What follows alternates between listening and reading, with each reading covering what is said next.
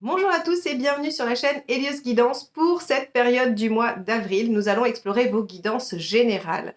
Pour ma part, je vous annonce les inscriptions pour une session de formation en présentiel à Gradignan au centre Quintessence, près de Bordeaux, donc sur les arcanes majeures, à l'endroit et à l'envers. Vous apprendrez à faire des tirages généraux, prédictifs et psychologiques. Donc n'hésitez pas, vous pouvez aller sur mon site www.heliosguidance.com pour voir tout ce que je vous propose à la page formation et vous inscrire également pour réserver votre place. Je vous souhaite une très belle période de début de printemps et je vous laisse avec votre tirage. Les Verseaux, allons voir ce que vous réserve ce mois d'avril. Alors, quel est l'arcane majeur qui va nous donner la tonalité de cette période ?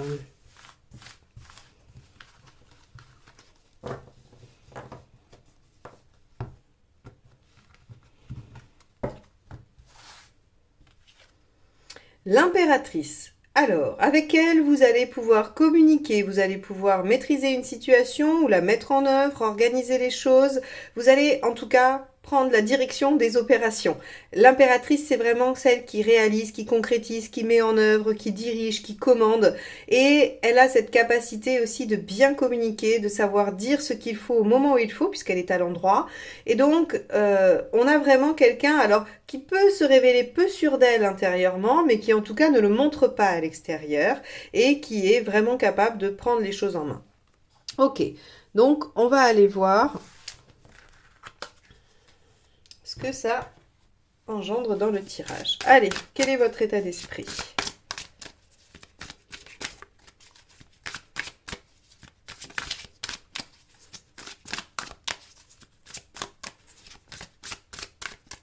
Avril 2023, Verseau.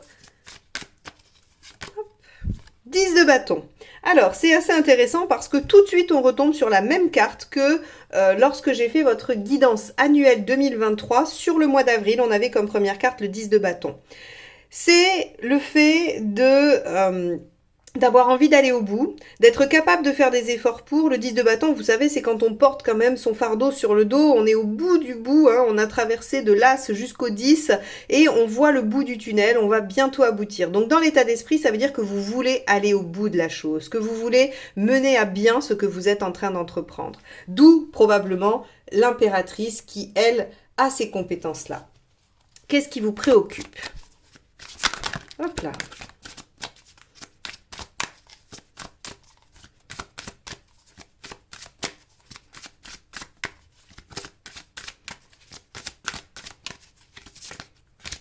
Hop là. Ok. Alors, l'arcane 6, soit vous êtes préoccupé par des affaires sentimentales, soit vous êtes préoccupé par un choix à faire, un choix qu'il va falloir opérer. L'arcane 6 demande à faire un choix avec le cœur. Et vous, ici, peut-être que ça vous préoccupe de faire le choix du cœur. Peut-être qu'il y a un choix de raison qui vous paraîtrait évidemment plus raisonnable, mais qu'il y a un choix de cœur qui, lui, par contre, pourrait vous demander des efforts, pourrait vous demander de prendre les choses en main, de communiquer. On va voir ça.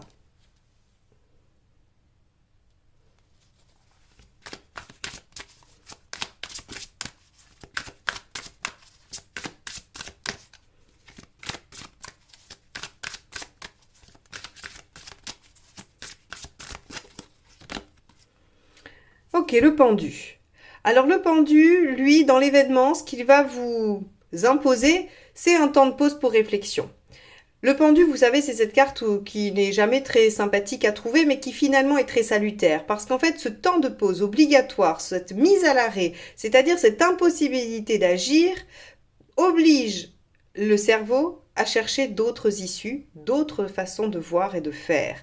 Et en général, on acquiert toujours une certaine hauteur et une élévation par rapport à la problématique. Donc ici, vous avez envie d'aller au bout, il y a un choix qui doit s'opérer, ou pas, en tout cas, vous redoutez un choix.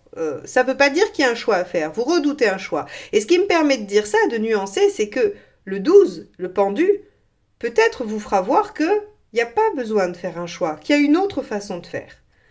On va poursuivre.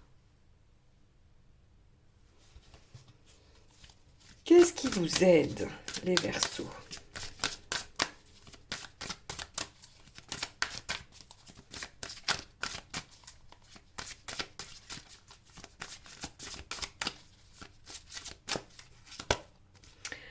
La maison Dieu, de prendre des risques, de se lancer, de révéler aussi des choses. Hein. La maison Dieu n'est pas qu'un événement inattendu, elle peut aussi être le fait de révéler des informations, de révéler des choses, de dire, de mettre en lumière ce qui n'est pas su, ce qui est intérieur.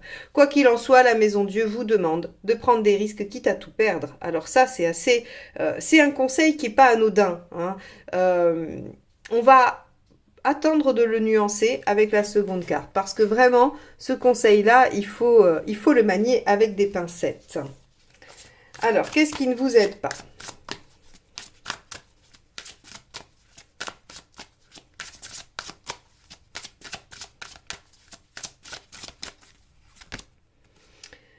L'impératrice. Alors l'impératrice en négatif, elle se laisse porter, elle ne prend rien en main, elle attend que les autres fassent à sa place parce que elle est fatiguée, elle en a marre.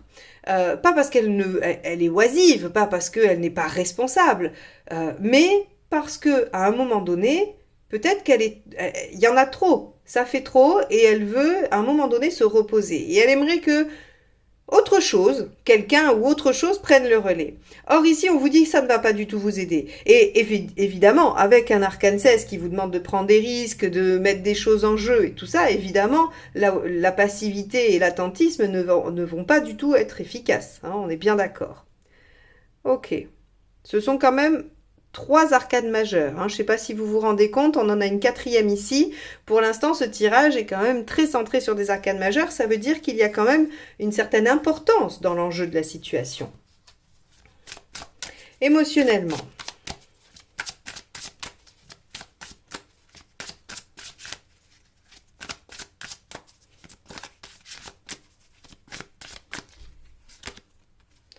Le page de bâton. Émotionnellement, vous sentez bien qu'il y a quelque chose à changer, qu'il faut se remettre en question, qu'il faut revoir et redéfinir l'objectif et la manière d'y arriver. Ok, c'est ce que le pendu va vous aider à faire. De toute façon, vous le sentez ou vous êtes obligé, mais quoi qu'il en soit, si vous êtes obligé, ce qu'il y a de bien, c'est que vous le mettez vraiment en œuvre. Parce que parfois, on pourrait aussi refuser l'obstacle, hein, refuser de faire ce que le pendu vous suggère de faire. Or là, avec le page de bâton en émotionnel, vous le faites. Alors, on va aller voir matériellement ou concrètement.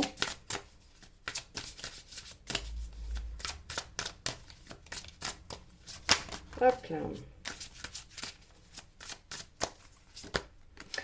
La reine de bâton. Bon, la reine de bâton s'affirme, s'exprime, elle évoque ses besoins essentiels, elle va chercher les choses qui sont vraiment utiles, elle n'est pas dans le superflu. Donc ici, très concrètement, on vous dit, exprimez-vous, dites les choses. Rappelez-vous, l'impératrice est capable de s'exprimer. Ici, l'impératrice en négatif, ce qui ne vous aide pas, c'est, je vous ai dit, de vous laisser prendre en charge, mais en même temps, de ne pas communiquer, hein, puisque c'est un des aspects de l'impératrice. Donc ici, avec la reine de bâton, c'est imposer vos besoins essentiels, primordiaux, sur lesquels vous ne pouvez pas faire d'impasse, et normalement, vous allez pouvoir trouver une issue, une stratégie, une possibilité. En tout cas, il y aura quelque chose qui va s'éclairer très concrètement. Bon.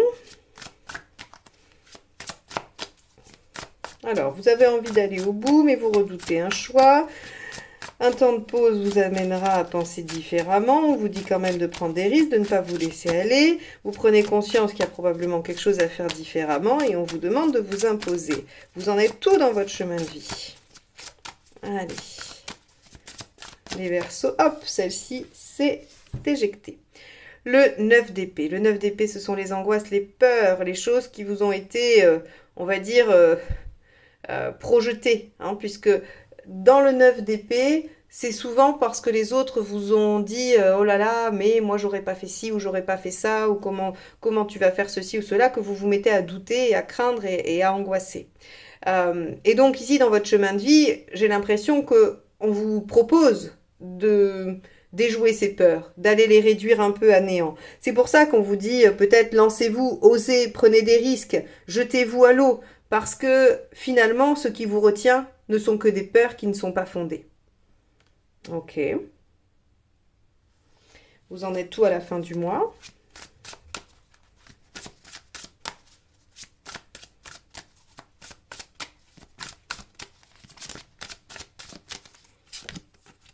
L'empereur. Très bien. Vous démarrez impératrice, vous finissez empereur. Vous avez gagné un galon, vous avez progressé, vous avez monté une marche. L'empereur est stable et sécure, il est confiant, il a réussi à établir quelque chose. Donc pour moi, ce 10 de bâton, vous arrivez à consolider quelque chose de l'ordre de la base qui va encore permettre de s'ériger encore davantage parce que de toute façon, on sait très bien qu'on n'a jamais terminé. Mais l'empereur ici vous dit, ok, la situation est bonne, il y a de la stabilité, il y a de l'ancrage et on a gagné en confiance en soi. Donc il y a vraiment quand même ici un travail intérieur qui est opéré. Hein. Même s'il y a une situation, même si il y a des choses concrètes, je pense qu'il y a aussi un travail intérieur qui se fait et qui vous amène à vous sentir plus, on va dire, plus stable, plus en sécurité. Allez, on va aller voir la deuxième ligne.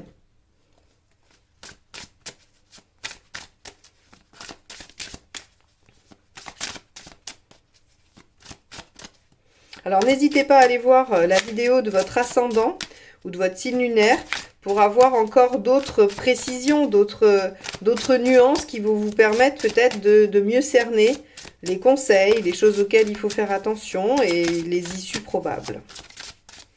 Allez, avec le 10 de bâton, nous avons le cavalier d'épée, évidemment. Le 10 de bâton, déjà, je vous ai dit, vous avez envie d'aller au bout. Le cavalier d'épée, vous avez envie de dépasser les obstacles et d'être victorieux.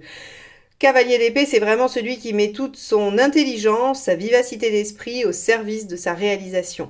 Donc, ici, vous êtes finalement déterminé à aller au bout de quelque chose et à mettre quelque chose en lumière, à mon avis, pour vous. Qu'est-ce qui vous préoccupe? On avait vu qu'il y avait l'arcane 6, soit une question de choix, soit une question affective relationnelle. 2 de coupe, eh oui, encore une fois. Alors, je vais dire, évidemment, le 2 peut encore une fois parler de choix aussi, mais on a une question relationnelle. Hein. On a vraiment une question, alors ça peut être avec votre associé comme avec la personne qui partage votre vie, comme quelqu'un de votre famille ou un ami, mais en tout cas, on a des préoccupations par rapport à un lien. Est-ce que ce qu'on est en train de faire, est-ce que les changements ou les prises de conscience qu'on est en train de réaliser vont impacter ce lien, vont impacter cette relation et comment finalement? Comment ça va l'impacter? Allez, avec ce pendu, qui peut aussi parler des liens, hein, des liens transgénérationnels, des liens d'âme. Alors, qu'est-ce qu'on a? L'ermite. Ok.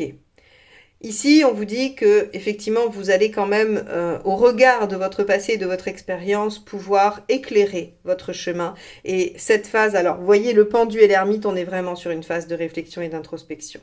Ok, donc on va vous demander de mettre en lumière les choses qui vous empêchent probablement d'aller au bout, de résoudre vos problématiques. Ce qui fait que vous modifiez votre façon de faire, vous vous affirmez, vous faites un peu un pied de nez à vos peurs et à ce qui vous bloque jusqu'à présent et vous obtenez une meilleure situation. En tout cas, vous posez les bases de quelque chose qui vous permet de vous sentir mieux et d'aller vers probablement l'installation de la situation qui vous convient. On va regarder avec cette maison Dieu ce qu'on a comme conseil, puisque c'est ce qui vous aide.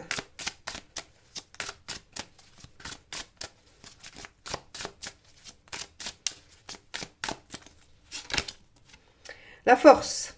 Eh oui.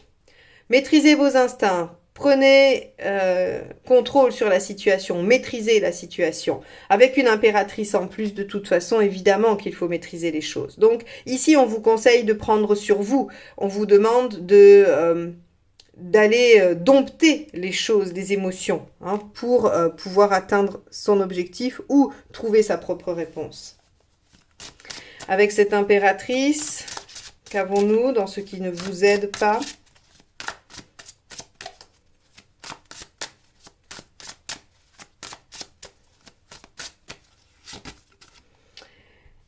Le roi de denier, bah oui, le détachement, d'être trop détaché, de ne pas vous sentir concerné ou d'essayer de procrastiner peut-être aussi. Le roi de denier, c'est le détachement, c'est vraiment le fait de ne pas se soucier de trop, d'être assez désinvolte par rapport à ce qui se passe. Donc ici, encore une fois, on vient redoubler l'énergie de l'impératrice en négatif. Quand je vous disais ça ne va pas vous aider de ne pas faire, de vous laisser porter, eh bien le roi de denier nous dit exactement la même chose.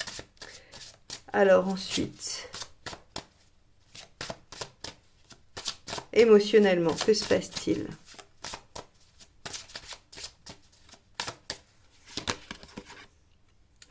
8 d'épée. Vous avez quand même un léger manque de confiance en vous. Mais on a vu, il y a l'impératrice en début, il y a l'empereur à la fin. Évidemment, vous craignez que ce que vous faites, votre méthode ou ce que vous avez probablement prévu de faire ne soit pas la bonne façon. Ici, je vous ai dit, vous redoutez l'impact dans un lien ou dans une relation. Et ici, on voit que émotionnellement, vous craignez. Vous craignez de ne pas y arriver. Et en plus, vous avez l'impression que vous pourriez ne pas trouver d'autres issues. Or, on sait que c'est pas le cas. D'accord? Ça, ce sont vos peurs. Ce sont vos 9 d'épée, là. Votre angoisse qui est liée à ce qu'on vous a inculqué ou ce que votre expérience vous a fait retenir. Parfois, quand on fait une expérience malheureuse, on la généralise et on pense que ça sera toujours comme ça. Alors, avec cette reine de bâton dans le matériel, que se passe-t-il? L'as d'épée. Innovez, faites différemment. Oui, forcément, vous avez ici le pendu et l'ermite, on a vu. En plus, ce sont 2 arcades majeures, donc évidemment que vous allez pouvoir innover grâce à votre réflexion, grâce à ce qui va sortir de cette introspection et de cette réflexion intérieure. Donc là-dessus, ok, vous innoverez, vous ferez différemment. Puisque vous savez ici avec ce page de bâton que vous devez faire différemment. Alors avec le 9 d'épée, on travaille sur les peurs, ok, et ensuite, waouh, le jugement, la renaissance. Et en même temps, on fait un bilan du passé. On essaye de voir comment les choses peuvent se manifester aujourd'hui. Est-ce qu'on les emmène? Est-ce qu'on clôture des choses définitivement? Quoi qu'il en soit, c'est vraiment dans un but de renaître différemment sur un nouveau cycle, sur une nouvelle page de vie. Très bien, et libérer probablement de vos peurs. Et n'oubliez pas qu'avec le jugement, on a souvent cette maxime qui dit avec foi, tout peut naître, ou tout peut renaître, ou tout peut arriver. Et donc là, vous êtes en train de travailler votre confiance en vous et probablement en l'univers ou en ce que vous croyez. Waouh, très très beau!